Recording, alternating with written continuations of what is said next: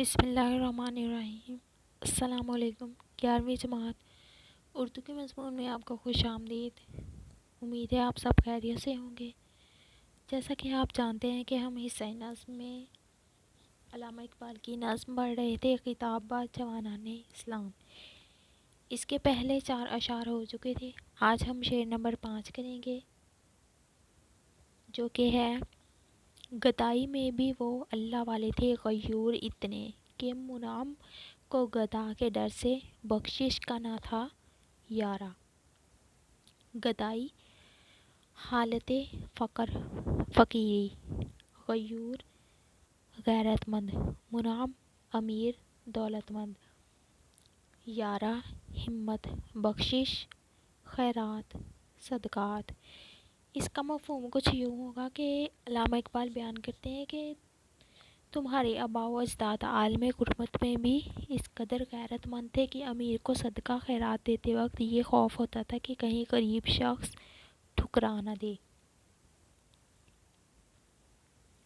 علامہ محمد اقبال اس شعر میں قرون اولیٰ کے مسلمانوں کی ایک اور صفت یعنی غیرت بیان کرتے ہیں۔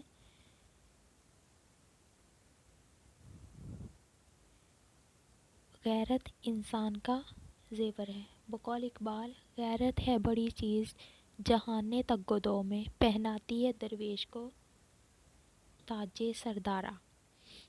اسلام نے انسان کو عزت نفس عطا کی ہے۔ ایسے تمام امور جس سے انسان کی عزت نفس مجروح ہو اور توہین ہو، اسلام میں ممنوع ہے۔ اسی لیے بھیک مانگنا اسلام نے اچھا امر قرار نہیں دیا۔ حضور صلی اللہ علیہ وآلہ وسلم نے فرمایا، جس شخص نے ایک وقت کا کھانا گھر میں ہوتے ہوئے ہاتھ پھیلایا وہ ہم میں سے نہیں۔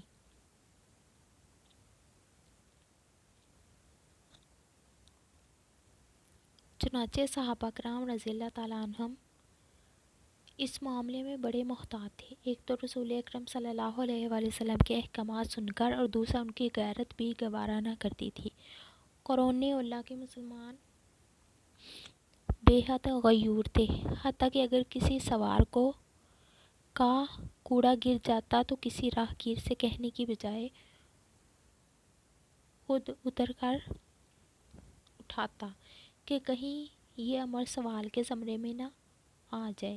امراء و منعم حضرات جب کسی تنگ دست پر ترس کھا کر اسے زکوٰۃ یا صدقہ و خیرات وغیرہ دینے کا ارادہ کرتے تو انہیں ہمیشہ یہ خوف رہتا تھا کہ کہیں یہ غیرت مند ٹھکرا نہ دے۔ دراصل وہ لوگ صرف اللہ ہی سے سوال کرتے تھے، کسی بھی حاجت کی طلب اسی کے لیے اسی سے لو لگاتے تھے، صرف اللہ تعالیٰ ہی کے محتاج تھے۔ کہ شعر ہے: دستے طلب دراز ہے اللہ کے سامنے، دیتا ہے اپنے مانگنے والوں کو بے حساب۔ شاعر آج کے نوجوان میں ان کے اسلاف کے ذکر سے غیرت و خودداری کو بیدار کرنا چاہتے ہیں۔ شاعر کے خیال میں یہ غیرت و خودداری کبھی مسلم قوم کی صفت تھی، لیکن آج مکمل طور پر کایا پلٹ چکی ہے۔ انفرادی طور پر ہو یا قومی سطح پر، حالت یہ ہے کہ ہر گلی میں کئی فقیر صدائیں بلند کرتے ہوئے ملیں گے، اور قومی سطح کی بات ہو تو ہمارے حکمران کشکول اٹھائے اسلام کے دشمنوں کے سامنے صدائے گدائی بلند کرتے نظر آتے ہیں۔ نتیجتاً آج ملک ورلڈ بینک، IMF اور امریکہ وغیرہ کا مقروض ہو گیا اور قرض کی دلدل میں ہی دھنستا چلا جا رہا ہے۔ اقبال چاہتے ہیں کہ مسلمانوں کی حمیت پھر سے بیدار ہو، اور جب یہ بیدار ہو جائے گی تو اس میں پھر اجداد کے جو اوصاف حمیدہ ہیں وہ جنم لیں گے۔ یہ تھا شعر نمبر 5۔ آگے ہم کریں گے شعر نمبر 6۔ گر چاہوں تو نقشہ کھینچ کر الفاظ میں رکھ دوں، مگر تیرے تخیل سے فزوں تر ہے وہ نظارہ۔ نقشہ تصویر، تخیل سوچ خیال کی رسائی، فزوں تر بہت اونچا۔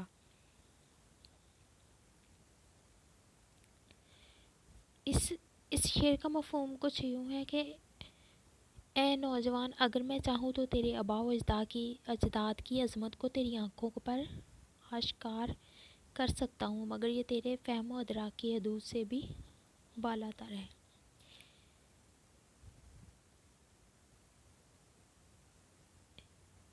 اس شعر میں علامہ اقبال عصر حاضر کے نوجوان سے مخاطب ہو کر کہتے ہیں کہ اگر میں چاہوں تو تیرے آباء و اجداد کے چھوڑے گئے بے مثال کارناموں کو الفاظ کے ذریعے بیان کر سکتا ہوں۔ دراصل اقبال نے یہاں اپنی الہامی طاقت یعنی شاعری کی تاثیر بھی بیان کی ہے اور قدیم مسلمانوں کی عظمت و شوکت کا بھی احاطہ کیا ہے۔ اقبال کہتے ہیں کہ ان کی عظمت و سطوت کی لفظی تصویر میں تجھ پر عیاں کر سکتا ہوں، اگر میں چاہوں تو ان کی ہیبت جاہ و جلال کو شعری لباس پہنا کر تجھے ہلکی سی جھلک دکھا سکتا ہوں۔ میرے قلم میں یہ زور ہے کہ یہ قلم ان کے زور بازو اور قوت کا احاطہ کر سکتا ہے، لیکن علامہ اقبال کہتے ہیں کہ یہ صحیح لا حاصل ہوگی۔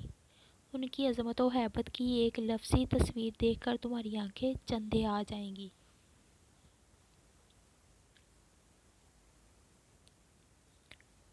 ان کے زور بازو کے متعلق سننے کی تمہارے کان تاب نہ رہ سکیں گے۔ تمہاری بصارت اس قابل نہیں ہے کہ ان کی سطوت کی جھلک دیکھ سکیں، کیونکہ وہ تو اس رتبے پر فائز تھے کہ جہاں تمہاری سوچ کی رسائی بھی نہیں ہے۔ ان کی عظمت و عزت تمہارے حدود و خیال سے بھی کہیں پرے ہے۔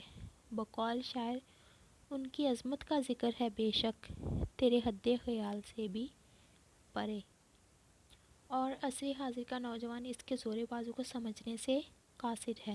بقول اقبال، کوئی اندازہ کر سکتا ہے اس کے زور بازو کا، نگاہ مرد مومن سے بدل جاتی ہیں تقدیریں۔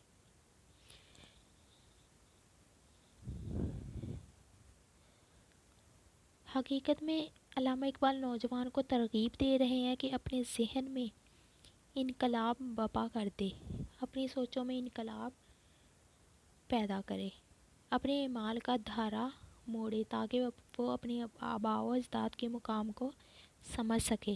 وہ چاہتے ہیں کہ عصر حاضر کی مسلم نوجوان نسل اپنے ذہن کو وسعت دے تاکہ وہ قرون اولیٰ کے مسلمانوں سے آشنائی حاصل کر سکے۔ مزید برآں یہ ذہنی وسعت دینی و دنیوی دونوں کامیابیوں میں اس کا ساتھ دے گی۔ فرسٹ ایئر کلاس، یہ تھا آپ کی نظم کے 2 اشعار، شعر نمبر 5 اور 6۔ کل تک کے یہ دیں اجازت، اپنا بہت سارا خیال رکھیے گا۔ اللہ حافظ۔